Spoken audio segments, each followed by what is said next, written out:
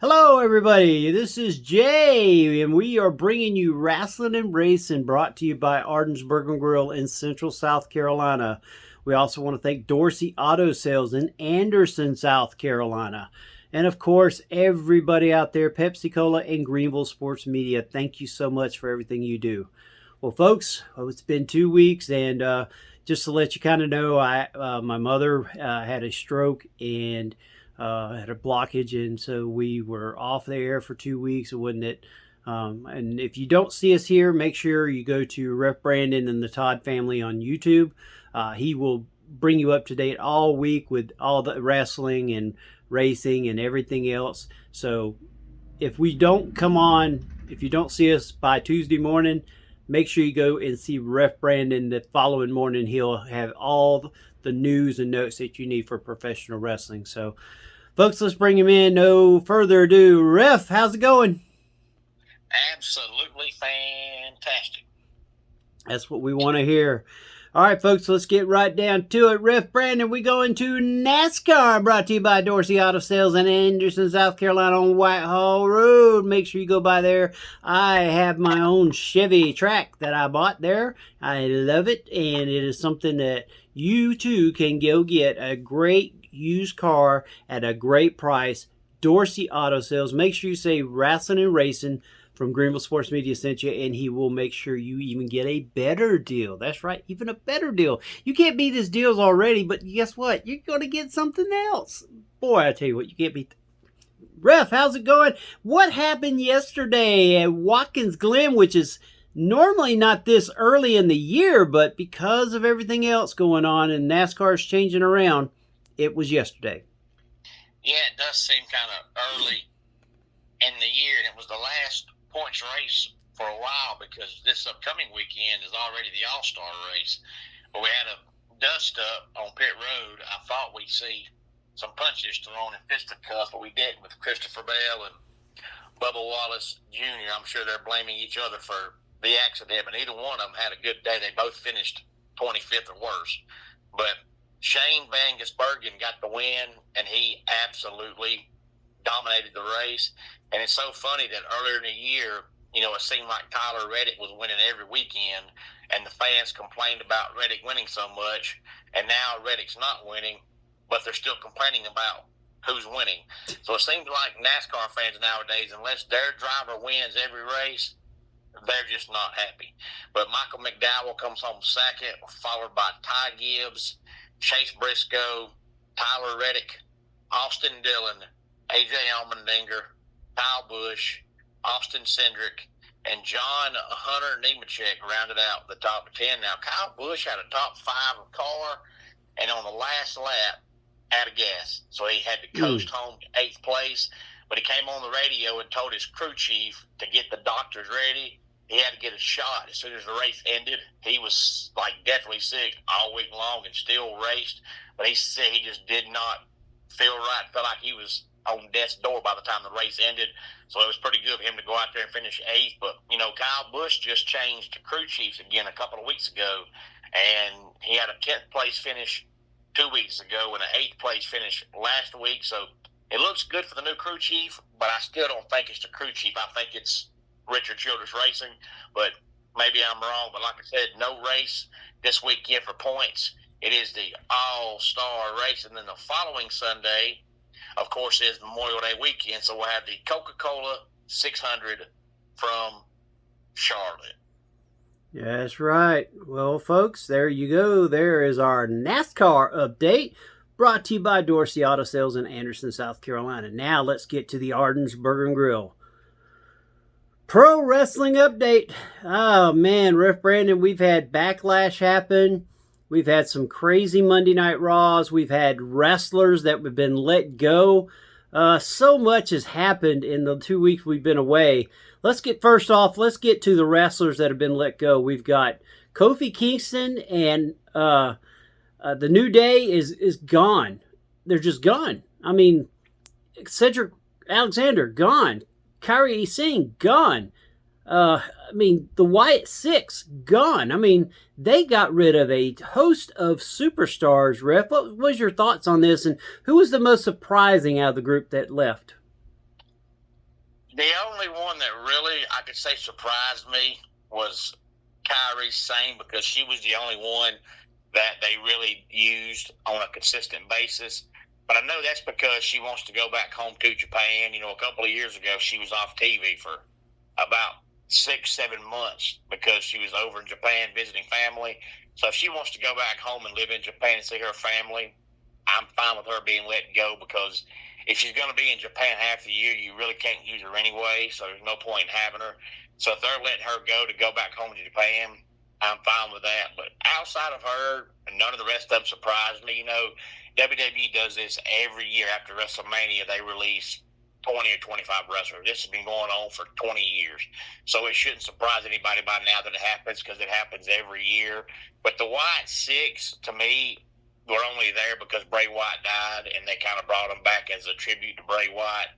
And then they won the tag team belts, and ever since they lost them, they haven't done anything with them. But for the most part now, most of the ones they let go are just the ones that they feel like they aren't progressing. You've had training, you've been trained, and now you're just not getting better. So if you're not getting better, we can't use you. And if we can't use you, why do we have you? Now, New Day left on their own terms because they wanted more money and couldn't get it. So they weren't fired. They chose to leave because they wanted more money. But I mean, yeah, the New Day's been around forever. But the WWE has never, ever, ever taken tag team wrestling seriously. They never have. So even though the New Day's been there for a long time, they were never going to be more than what they were. They weren't going to let Kofi go on another singles run, and Xavier was never going to go on a singles run. And you're just stuck in purgatory as a tag team because they don't take tag teams seriously. They always have one or two legit tag teams, and all the other tag teams are just guys and gals thrown together. That's how it's always been. It's been like that since the early 2000s. I don't know why, but that's just the way it's been. Yeah, I agree with you. Well, other than that, we need to talk about Backlash. And this was a SmackDown card or a Raw card. Me and you were talking about this. Nothing that anybody should have had to pay for to watch.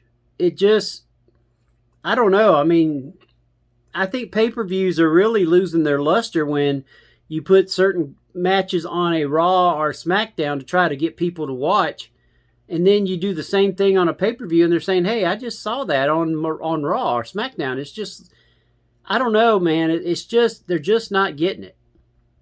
No, and I seen a couple of weeks ago that ever since they moved over to the ESPN app, ESPN has been losing money because people aren't buying them, but they're just not giving you anything, worth buying. And you had 5 matches, which is typical outside of Royal Rumble and WrestleMania and SummerSlam. Most of them are 5 matches or 4, but that was normal. It was just none of the matches were really long. None of the matches really got your attention. Nothing really happened, and you probably only had about an hour and 15 minutes of total in-ring time wrestling on the pay-per-view. And then the main event was not even 18 minutes long, with Roman Reigns beating Jacob Fatu. And normally Roman Reigns matches last 35, 40 minutes. And this one was less than 18 minutes. And Jacob Fatu spent about as much time jumping Roman Reigns after the match as the actual match itself lasted. And then you had the tag team match with Dan Housen and a midget named Minihausen that was not even 12 minutes long. And, nobody wants to spend their hard-earned money to watch 5 matches, and total in-ring time is an hour and 20 minutes maybe. If you're going to have 5 matches and it's 2 hours, that's one thing, because that's 25 minutes a match. But 5 matches for an hour and 20 minutes maybe, that's 15, 16 minutes a match. And that's just not worth paying for. But, back in the day, Backlash was pretty much nothing but WrestleMania rematches. So at least this time it wasn't quite that bad with WrestleMania rematches, but there still was nothing exciting about it. I agree. It just to me there was no luster to it. They didn't show some of the crowd. There was a lot of empty seats in that arena. Yeah, there was, and I had a feeling there would be, because you could just look at the card, and just by looking at it, there was nothing on the card that really, jumped out at you and made you feel like that you had to be there or had to buy it. It just looked like a Raw or SmackDown on the ESPN app.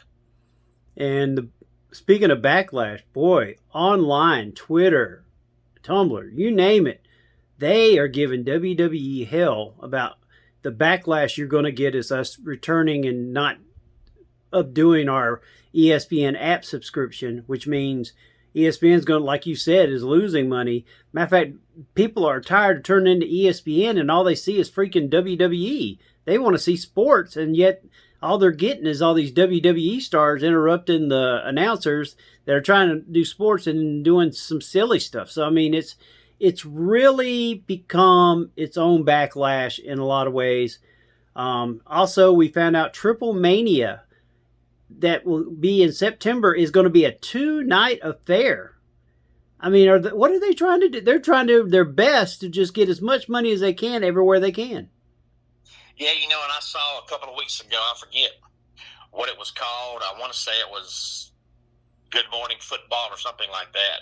That was on the NFL Network, which is now somehow owned by the same folks that own ESPN. But anyway, Seth Rollins went on there for an interview, and whoever hosted the show said something to Seth Rollins. So Seth Rollins got up, got mad, threw his headset down, and walked off, and people believed that it was real. Well, somebody at ESPN came out and talked about how they were fooled on whether or not, was that scripted or was that real? And then Seth Rollins came out and said, y'all guys are stupid. Y'all should know the difference in real or fake. And I'm thinking, Seth, don't tell them that. If they want to believe it's real, let them believe it's real. You're giving it away. Let them believe what they want to believe. I know it's 2026 and people should know the difference, but if you've got somebody that actually believes and falls for it, don't tell them different. Let them fall for it. It's crazy. Because now if you do it again, everybody's going to assume, well, last time they pulled wool over my eyes, and now I know this time that it ain't real. No, don't tell them. Let them believe that. But now the aggravating part is, the people that are behind the scenes that don't care one way or the other, they say that TKO is the issue because they're the ones telling Triple H what to do. They're the ones wanting to fire everybody. But then the WWE haters blame Triple H, but the insiders blame TKO. So you really don't know whose fault it is because you got half the crowd blaming TKO, half the crowd blaming Triple H. So you really don't know whose fault it is because they all blaming each other. But the reality is they've got to fix something. They've been lost now for about a year, and that's what makes me believe that it's got to be TKO because when Triple H first took over, it wasn't this bad. How could he go from being that good to being that bad in 6 months? He didn't all of a sudden forget what he's doing. And ever since TKO bought him out, it's gone downhill. So that makes me believe it's TKO, but they say it's Triple H. So how do you know? You don't know. Yeah, Triple H. Now, from what I understand, Triple H is over all creative. He is the only one that can do, as far as I've heard and seen, based on what they asked Nick Khan, who is on the TKO board and, of course, is over WWE also with Triple H. Triple H has all final say on the matches, on the storylines. They bring him to him. He okays everything that goes on. Now, TKO has the ability to fire and, of course, all those kind of things. Sign, fire, get rid of. I'm sure they might have a small amount. Say, hey, if we're paying this guy $9 million or $5 million to be on, a year, we need to see him on TV because we need our money's worth. So, I mean, I'm sure there's some say in it. But what I understand, it all falls on Triple H. But like you said, there's so many different things that you hear. I think it's both of them regardless. Both of them have a part in it. And see, here's the thing. I think Triple H has a say-so, but TKO is his boss. So, like the whole Pat McAfee thing, as long as Triple H has been around, Triple H had to know you bring Patty and Randy Orton, the crowd is not going to accept that because it makes no sense. He had to have known that was stupid. But is he just saying okay to say okay, or is he saying okay thinking, okay, they're my boss. If I say no, they might fire me. I've got to accept it. I mean, you don't know. Yeah, and then the fire McAfee from they let him go right after WrestleMania. He was on the list of stars or quote stars that they let go. So, but we all know it's because college football is going to be around in 2 months. So he's probably getting set up and ready for that. I mean, he did this the years that he's gone. He's left a month before college football season. So he's leaving a little bit early this year. So really, that doesn't matter. All right, let's go to AEW, Ref. What's your been thoughts about AEW lately? I've loved it. I mean, yes, folks, yes, I'm an AEW lover. I'm guilty, yes, yes, yes. But if you, I try to give WWE its fair share. I thought WrestleMania was halfway decent. Was it worth the money that people paid for it because of the amount of time in the ring and the amount of commercials? But, Ref, what's been your thoughts about AEW? I think they're still doing, good. It's great as far as like it has been forever as far as the in ring stuff, but there's still a lot of the storylines that either leave you confused or they're not really storylines. But as far as the in ring stuff is still absolutely, amazing. You can't question that at all. Yeah, and one of the things that I was reading online is how so many fans have actually enjoyed Darby Allin, one of the smallest guys that you've ever seen, being the world champion, bringing you like into the Bryan Danielson when Danielson won the title and how small he was compared to a Batista or some of the big guys that were around WWE, and that they are enjoying how AEW beat WWE to the storyline of letting somebody like that get the title and the matches he's having lately. Man, he's just taking on everybody. And I'm telling you, the match with Pac this past weekend. He also fought MJF. He's fought Brody. I mean, he's taking on anything and everything, and he's not doing it in casket matches. But they've been doing some crazy stunts for sure. Yeah, they have. But the only problem, with Darby Allin being world champion, it's kind of like back in the day when I was a young man and you were a young man when Rey Mysterio won the world title. It's just for the old school wrestling fans that, try to, suspend disbelief and believe it's real. It's hard to believe somebody that's 5'2", 120 pounds can beat guys 3 times their size. You can't make it seem real. It's entertaining, yes, but entertaining doesn't mean you can believe it's real.